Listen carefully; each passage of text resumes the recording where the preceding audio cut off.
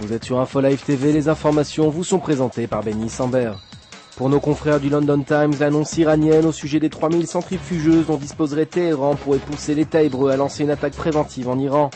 Mercredi, le ministre de la Défense Ehud Barak déclarait qu'il était impossible d'écarter quelconque option quant à la résolution du problème nucléaire en Iran, et d'ajouter que les sanctions économiques à l'encontre de la République islamique se devaient d'être renforcées. Et puis, le ministre de la Défense a déclaré ce jeudi en privé qu'il était important de reconsidérer l'éventualité de reprendre des négociations avec la Syrie.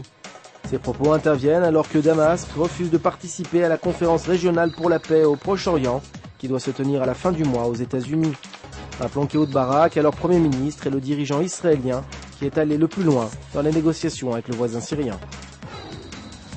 Conférence d'Annapolis, Washington aurait refusé de soutenir la volonté des autorités palestiniennes de préfacer la déclaration conjointe israélo-palestinienne à la conférence par une déclaration qui, selon les États-Unis, pose problème. En effet, Ramallah entend inclure dans l'introduction une mention stipulant qu'un accord final entre Israël et l'autorité palestinienne devra être signé dans les 6 mois, suivant la fin de la réunion internationale. Le mouvement pour la liberté de l'information et certaines ONG de protection des immigrés en Israël ont exhorté ce jeudi les autorités militaires à rendre publiques des images sur lesquelles on peut voir des soldats égyptiens assassiner 3 réfugiés soudanais qui tentaient de franchir la frontière entre l'Égypte et Israël. Selon ces organisations, l'armée égyptienne a fait preuve de barbarisme. Fin de citation. Le Beitar Jérusalem privé de supporters pour 2 matchs. Le tribunal de la Fédération israélienne de football a sanctionné le comportement qualifié d'honteux et de non sportif des supporters du club de Jérusalem qui ont sifflé, rappelons-le, et hué dimanche dernier lors de la minute de silence observée à la mémoire d'Yitzhak Rabin avant le match à Haïfa. Votre programme sur InfoLive TV, c'est un reportage aux côtés des marathoniens d'Ashdod. Et puis retrouver un document portant sur le refus de l'écrivain israélien David Grossman de serrer la main d'Ehud Olmert.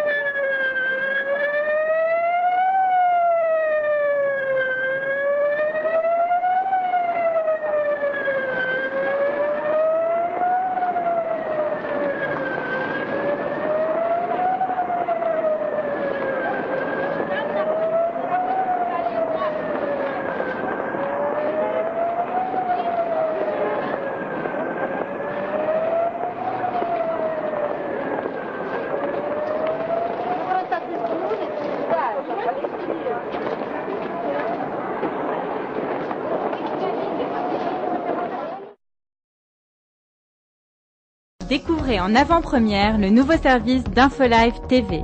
Recevez gratuitement chaque jour, en vidéo, les informations d'Israël et du Proche-Orient sur votre mobile. Pour vous abonner, entrez sur notre site www.infolive.tv et cliquez sur la bannière Service téléphone mobile. Aujourd'hui, le monde entier parle d'Israël. Mais qui parle d'Israël au monde entier, en temps réel, en 4 langues et en direct de Jérusalem? InfoLive.tv, la première chaîne de télévision internationale israélienne. 24 heures sur 24, 7 jours sur 7, suivez de l'intérieur l'actualité d'Israël et du Moyen-Orient. Des reportages, des interviews, un grand journal et des flash infos en images dès que l'actualité l'exige. InfoLive.tv, votre regard direct et vrai sur l'actualité d'Israël. Retrouvez InfoLive sur internet www.infolive.tv.